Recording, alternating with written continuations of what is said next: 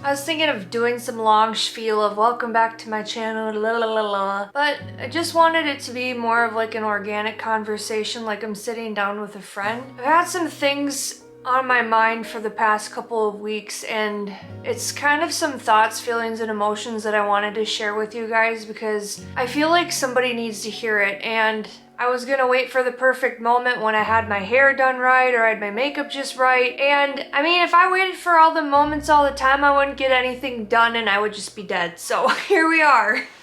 I wanted to talk about being content with where we're at in life. There's so many times where our minds just want to jump to the next thing or the next goal. And as much as goals are a great thing to have and it's something that keeps us accountable, sometimes I think we get a little bit ahead of ourselves, and I know for sure that I'm guilty of that. So here's a perfect scenario. About a month ago, I quit my job. Like, it was my last day of work, and I'm following my dreams to pursue art, and I'm following my dreams to be a content creator, just a creator in general, because it's something that I feel deep within my bones that I feel like I need, right?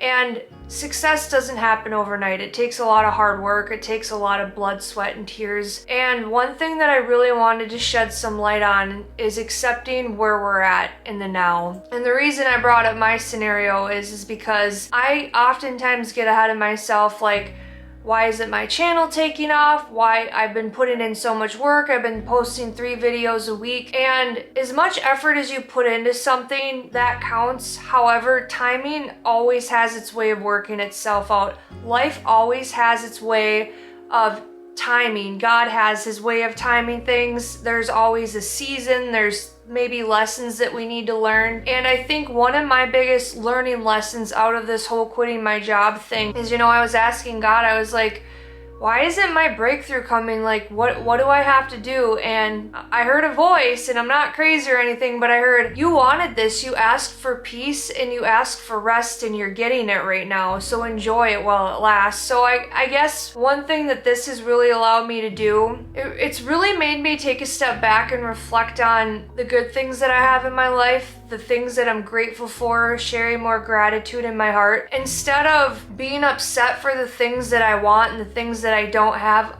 I'm grateful for. This house that I'm in right now, I wanted my own home, and I went through the house buying process for several months before I got this house. I had 2 offers that were accepted and they slipped through the cracks, and it just didn't work out, and I was devastated.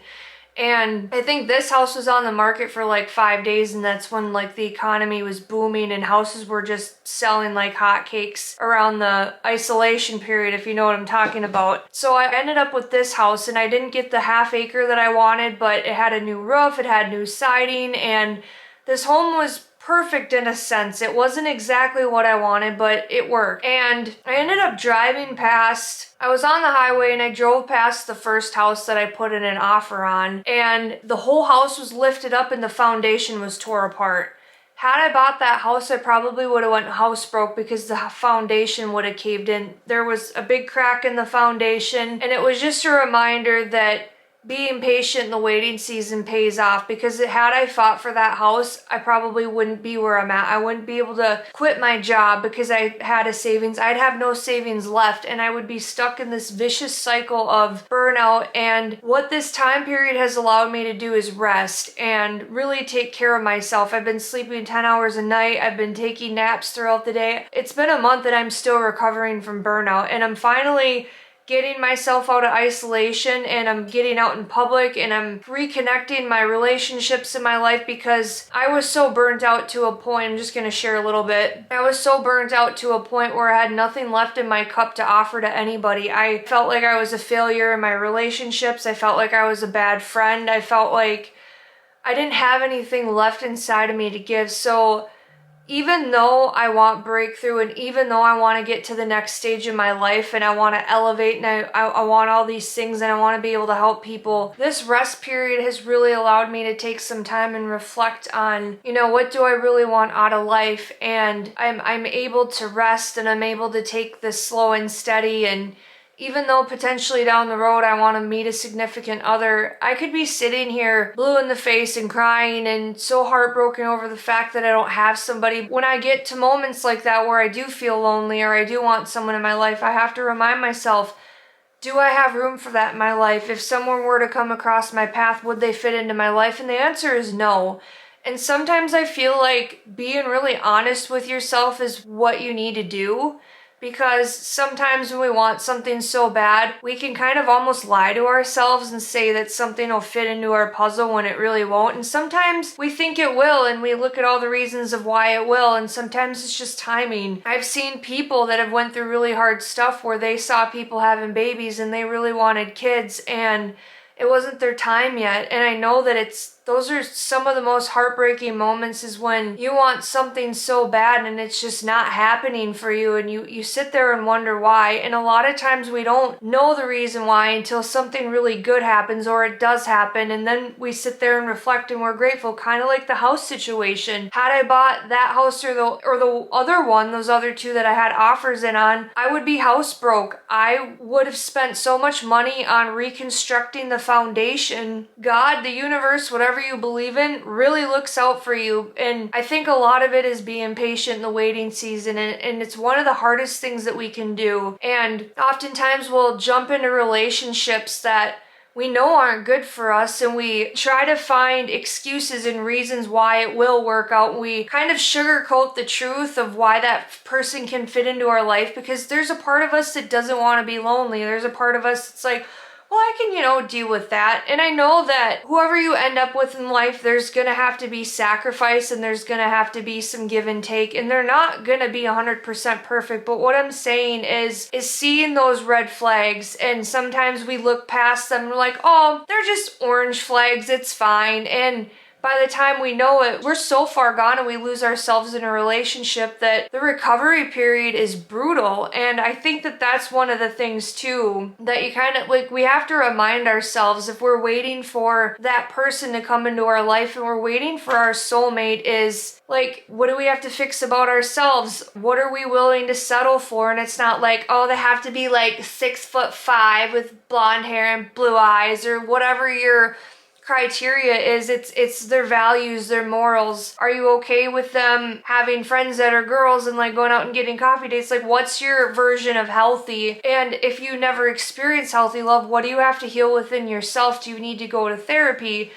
These are all questions I've had to be really honest with myself about. And sometimes when we've worked really hard for a business for several years and we're just not seeing the payoff, I don't know if I'm saying his last name right, so Eddie Pinero, I think his name is, we're friends on social media. We're actually friends on TikTok. And he was talking about some guy who had this theory about, when ice freezes, and you can't really see it freezing until it's frozen. It reaches that 32-degree mark and then it's frozen. And it's kind of like when we're planting those seeds and we're watering our dreams, and it's that seed under soil, and it's those dark moments and you don't see anything coming to surface, but that's because the things are working underneath the soil to make the breakthrough happen, and you'll reap the harvest and it's going to be bigger than you ever thought it would be. Or maybe you started a business and it failed and you're heartbroken over it and devastated. And even in the same aspect of meeting your soulmate, maybe right now it's about you, and maybe it's about starting that business and getting that stress out of the way so you have time to focus on a relationship. Because oftentimes when I've gotten into relationships, I was so, what's the word for it? Not obsessed, but like I was so preoccupied with the fact of having somebody that might love me that I forgot about what I love to do. I forgot about art. I forgot about the things that make me who I am, the things that make me the happiest. And it's really hard. And oftentimes we compare ourselves to other people on social media. And I know some people have kind of compared themselves to me. And I'm very honest, like, social media makes things look a lot better than it really is. Not that I want to be a negative Nelly on Instagram or whatever social media platform I'm on. A lot of times I'm really honest about the things that I'm going through. And I'm honest on my channel about when I struggle with mental health, because if I had never gone through half of the stuff that I've gone through, I wouldn't be able to help other people. I wouldn't be able to understand where people are coming from. I wouldn't be able to relate to them. It's kind of one of them things where they say be careful what you pray for. I prayed to understand people better, and God sent people into my life that broke my heart. God sent people into my life that broke me into pieces, and I didn't know how I was even going to begin to repair myself. And it's loving people through those moments and forgiveness and continuing to love them at a distance. It doesn't mean they need to be back in your life, but getting back to the comparing ourselves to other people and sometimes wishing we had what they had. There's always a sacrifice on the other side that you can't see. Say if somebody has a really nice house and they have a really nice family, they might have marital issues that they're not talking about. They might have issues being a parent. They might have a really hard time parenting their children, and their cup might be empty, and they might be working their ass off to pay their mortgage. There's always a sacrifice on the other end. I quit my job. Do I have free time? Yes, but it's limited. There's a sacrifice on the other end. I sacrificed comfort to get to where I'm at. Like, I've sacrificed comfort to sit where I'm sitting today, to follow my dreams. And I'm sacrificing, possibly, potentially risking everything that I have for this dream of mine because I believe in it so deeply. Somebody who got a brand new car, you didn't see all the extra hours that they put in at work to get that vehicle of their dreams.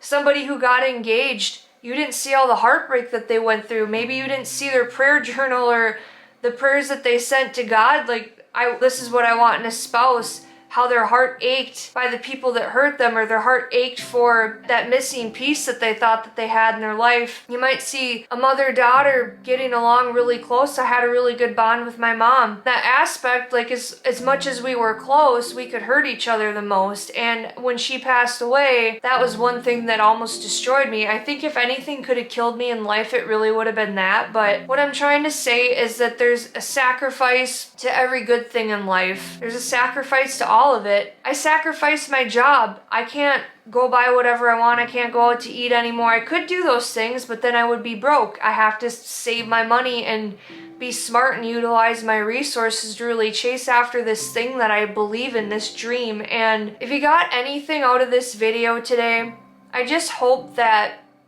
you can reminisce in the moments and just be grateful with what you have right in front of you. Look at all the small moments. Look at the food on your table, the roof over your head. I know one eye-opening experience was when I went on a missions trip in 2023. It was January 2023. I went on a missions trip to Belize, and I saw the community there. And so one thing that, we've talked about as a group is they may be poor in an aspect of money-wise, but spiritually they were rich.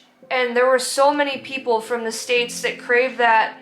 They had that hunger and they had that thirst of that spirituality to be closer to source, that closer to God or whatever you believe in. And there's so many of us here that settle for this kind of life that we're told that, you should, and some people are okay with it, but the American dream is get a 9-to-5, get a spouse, get married, have kids, get a mortgage, go to school, and you'll be happy. And that's not the truth. They don't teach us how to budget. They don't teach us about money. They don't really tell us that after we get out of college how hard it's going to be to get a job because we don't have the experience. I just hope that you don't feel obligated to do anything in your life because of what everybody else wants for you. I hope that you go after the life you want. I hope that you find joy in the little moments, and I just hope that you can slow down a little bit to really see what's in front of you, because a lot of times I need that reminder too, because I'm not perfect. There's times where I catch myself constantly looking at the YouTube numbers to see how much I've grown, and I really had to check myself and stop myself and be like, hey, it's not gonna happen overnight. It's gonna take time. That's the thing in life. That's one of the hardest things. The humanness in us, it's the flesh in us, the parts that want something so badly, and it's like instant gratification. We want it now, and sometimes the pain of getting the thing that you want is in the waiting season. So I just hope that you found some comfort in this video. If you made it to the end, leave me a comment down below, share your story. If you need prayers or good vibes sent to you, let me know. I'll be happy to do that for you, because I myself am a person. I have my issues too, and I just hope that you found comfort in this video, and I hope you have a great rest of your day. Bye everybody!